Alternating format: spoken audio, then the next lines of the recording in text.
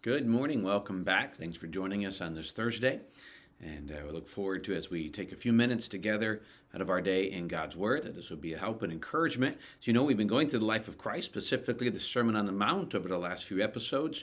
And so we're going to jump in here. We're going to be in Matthew chapter 5, beginning verse 21. And this is where I find I love a lot of the teaching here. Jesus uses very straightforward information, and he helps us to realize in his teaching on the Mount, we talk about this as a counterculture style of teaching. He is going beyond what they've been taught, because sometimes you put the rules, you can add more rules than necessary. Sometimes you're not going as far as God wants you to. In that case, that's it.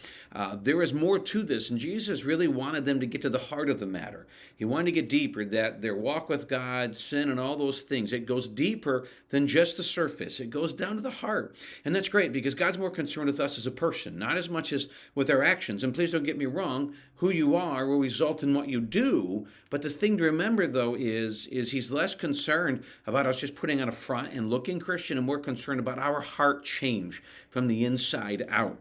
And so he starts in verse 21 as he continues. He moves into leaving some generic instruction, moved into very specific in verse 21, where he says, "You have heard that it was said of those of old, 'You shall not murder.' And whoever murders will be in danger of the judgment." Now, he's referencing back to the Ten Commandments, the law of the Old Testament.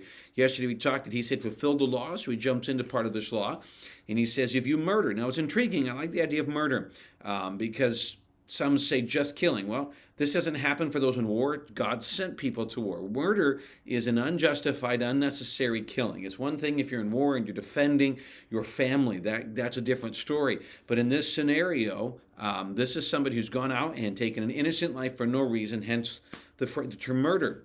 Whoever does this, they're in danger of judgment, whatever the judgment would be. In our scenario, in most states, it would be life in prison or an X amount of time in prison, depending on the reason for the murder. That's the point. You're guilty. You should be doing that. But he goes, don't stop there, because if all we do is look at the idea of murder, we're missing even a deeper point. He says in verse 22, he goes, that's the teaching of the Old Testament, but I say to you that whoever is angry with his brother without a cause shall be in danger of the judgment.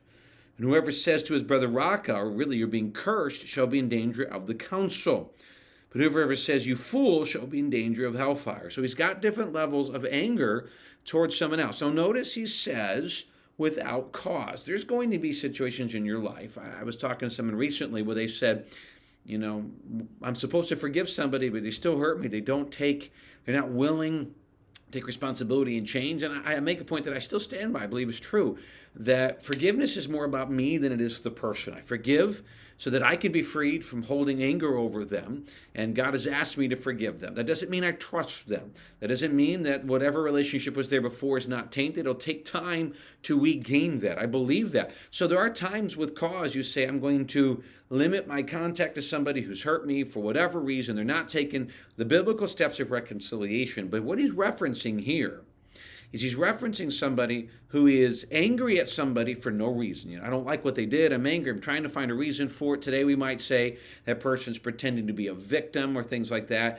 I don't like they didn't do what I wanted, whatever it is, and you're really condemning them. Maybe you're criticizing other people, gossiping about them. He said, you've not let that anger, you've not dealt with it. You've not confessed it to that person, if need be. You've not confessed it to Jesus. You're living in anger. The problem is with you. It's not even with that person, because he says without a cause. So your problem is really with you. You've got something in your heart. Maybe you're envious with him, angry at him for whatever reason. God says you need to deal with that. He says it's even worse. He goes, you can go as far to say you're in danger of hellfire. You've never been truly saved in these aspects, is what he's going as far. So he talks about this idea. Listen, how can you be right with God while still angry at someone else? That's the key. And this is not about those people. It's about you. Now, if somebody's truly hurt you, you're going to ask every day, God, I need grace to forgive them and move on. And I still believe your relationship will be different for good reason. But I look at this and say, it's about me. So I forgive somebody, even if they don't ask me why, because it's about me. Now, the key is Jesus doesn't necessarily forgive me unless I ask him in 1 John 1:9. But Jesus forgave all sins on the cross when he said it is finished. Whether I have received that gift, that's different. When Jesus told Peter, he goes, how many times should I forgive somebody? He goes, 70 times 7. He didn't say only if they ask for it. Please remember, forgiveness is not about that person. True forgiveness, where that person has received forgiveness and there's reconciliation between you two, requires both ways. It's not just you. So you forgive them, you release them of this bond you have over them, but the relationship has not been healed because they won't. That requires both ways. That requires you receiving, giving them something they've asked for. But if they won't do it, why should you live in the bondage of their decision when they don't want to get it right? So this is about you. He gets dig deeper. He goes, don't move on. But this one again is even without cause. This is just me angry. He said, it's worse. He goes, he's comparing it to murder. He goes, it's just the same thinking. You need to get it right. You need to move forward. Then he goes on to another one that gives a lot about the heart. He says in verse 24, therefore, if you bring your gift to the altar, if you're going to bring money, you're going to bring money and your worship to the altar, and there remember, when you're there, you remember that your brother has something against you. Leave your gift, therefore, before the altar and go your way. First be reconciled to your brother, and then come and offer your gift. Because you're coming to worship. It's giving of a gift. It's worshiping the Lord. You come and you realize somebody has a problem with you. You're on the other end now. You're not the one angry, like the first half of these verses have said. You're the one that you know someone's angry at you. And you say, well, they haven't come to whatever. Go to them. He goes, don't worship. Don't stay in worship, because if you know there's a legitimate issue and you're unwilling to get it right, you're not right with God. So here's the thing. If you're mad at somebody and you're not willing to get it right, you can't be right with God. If there's somebody mad at you and you can do something, you know it's there, right or wrong, you know it's there, and you can do something to reconcile, you need to do it. If you don't worship. Don't come, because you're doing it wrong. You need to get that thing right. Then he says in verse 25, agree with your adversary quickly while you are on the way with him, lest your adversary deliver you to the judge. Talking about you owing them something. The judge will hand you over to the officer and you'll be thrown in prison. Assuredly, I say to you, you will know by no means get out of there until you've paid the last penny. You owe them money, agree. Find a way to make it right, reconcile it. If you still say you're not going to do it, you can, by the law of the day, they could be thrown in jail for debtor's prison. You look at these three things give the idea. It really comes back to you. You've got somebody who has not hurt, who has not done anything wrong. You're angry at them. That's about you. Somebody who's mad at you for whatever reason, right or wrong. If it's right, wrong, you still can go get that right. Apologize, ask forgiveness, or find a way to get that right. You owe somebody money and you're refusing to do your part of it. This is the premise. This comes down to you.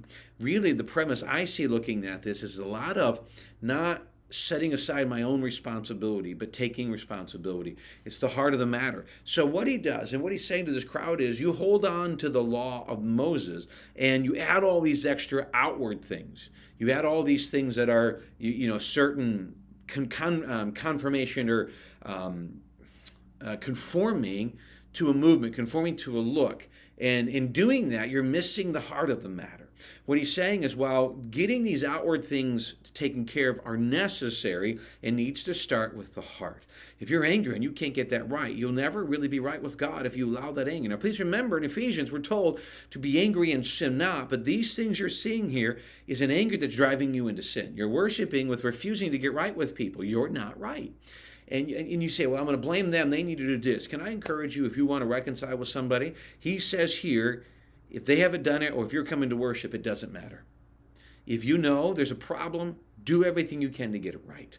If you're not right with God. So I would challenge you. This is a bit of a stronger one here when we look at this passage, because if there's things in my life that I know might be a problem with someone else, it may be my fault, it may not be, misunderstanding, whatever it is, and maybe you've taken steps of reconciliation and nothing's happened, okay, that's different. But you haven't taken the steps, well, then you need to do it. It's not easy, but it's biblical, because your relationship with God is so much more important than your relationship down here. Don't let things, your emotion, your anger, or what other people have done stop you from enjoying that sweet communion with God.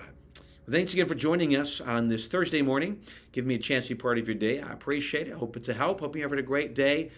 We'll stick again to one more day tomorrow as we continue through the Sermon on the Mount. So I hope you'll join us again tomorrow. Thanks again for joining us. We do look forward to seeing you again tomorrow.